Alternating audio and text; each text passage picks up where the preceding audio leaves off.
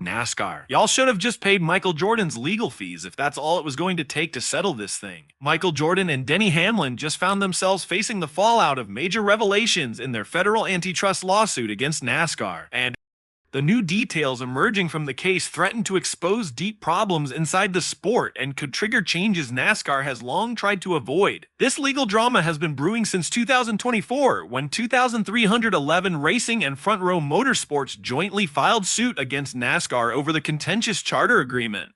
At its core, the lawsuit alleges that NASCAR has exercised monopolistic control over the premier stock car racing market, with trial proceedings set to begin in Charlotte, North Carolina on December 1st, 2025. The world is watching closely. The trial will run for 10 days and is expected to bring major American sports and motorsport figures into the courtroom. U.S. District Judge Kenneth Bell will preside over the proceedings, and both sides have enlisted top-tier legal firepower. Representing 2311 in Front Row is Jeffrey Kessler, a legal titan who scored a landmark 9-0 victory in NCAA v. Alston. NASCAR, meanwhile, has hired Christopher Yates of Latham & Watkins, a heavyweight in antitrust defense.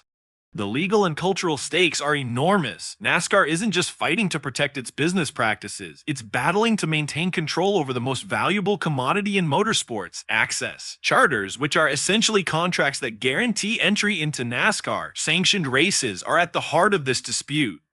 The contracts come with restrictive clauses, including non-compete agreements and mutual releases of claims that teams like 2311 argue are designed to squash competition. Michael Jordan has emerged as the lead representative for 2311 Racing during the trial, a move that many see as strategic.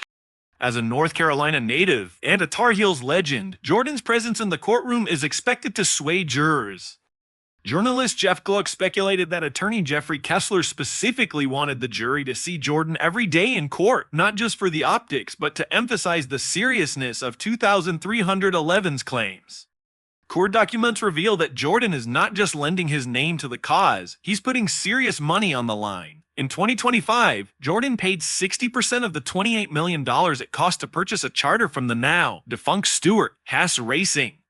He also shared the cost of 2311's new racing headquarters with Hamlin and has been fronting the team's legal expenses. Contrary to previous speculation that Jordan was merely a figurehead, it's now clear he has substantial financial and emotional investment in 2311's future.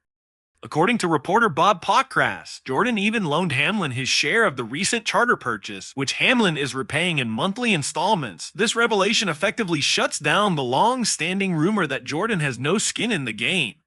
Veteran spotter Brett Griffin summed it up on X, formerly Twitter. The rumor MJ has no skin in the game and only using his name is dead. The messages I've seen about owners, drivers, and fans are disgusting. I'm a redneck and I'm proud of it. The lawsuit has already unearthed explosive information. Pre-trial depositions have painted NASCAR executives in a highly unflattering light. One of the most damning pieces of evidence is a series of derogatory text messages exchanged in 2023 between NASCAR Commissioner Steve Phelps and Vice President Brian Herbst. In the messages, Phelps referred to Hall of Fame team owner Richard Childress as an idiot and a redneck. He went even further by saying Childress owes his entire fortune to NASCAR. Childress's team has reportedly considered legal action over the comments. The backlash has only intensified, with fans and stakeholders questioning the culture within NASCAR's leadership. Adding to the drama, another set of messages reveals NASCAR President Steve O'Donnell attacking Hamlin for participating in Tony Stewart's rival SRX series. O'Donnell's text to Phelps included, "This is NASCAR. Pure and simple. Enough. We need legal to take a shot at this. And these guys are just plain stupid. Need to put a knife in this trash series." This deepening internal controversy has severely undermined NASCAR's public image, making it harder for the association to defend its practices as being in the best interest of the sport. One of NASCAR's primary arguments is that it achieved its dominant position through merit and sound decision-making, not coercion. NASCAR points to the skyrocketing value of charters, some reaching $45 million, as proof that teams are thriving under the current system. They highlight examples like Team Penske and Rick Hendrick's cross-participation in IndyCar to demonstrate that teams aren't being boxed into exclusivity. But 2311 and Front Row paint a different picture. They argue the charter agreements are structured to prevent teams from exploring alternative ventures or series. According to their claim, This creates a monopsony where NASCAR is the only viable buyer of racing team services, limiting team earnings and stifling innovation. They further assert that NASCAR's control extends to non-compete clauses and track ownership restrictions, which make it virtually impossible for rival leagues to gain traction. 2311's legal team will rely heavily on economic data and expert testimony to argue that this environment suppresses competition and violates antitrust laws. The contrast between NASCAR's narrative and 2311's couldn't be starker. NASCAR wants to position itself as a merit-based organization that encourages growth. 2311 and Front Row argue that the current system is an outdated, restrictive regime that benefits a few entrenched interests at the expense of newcomers. It's not just owners who may testify.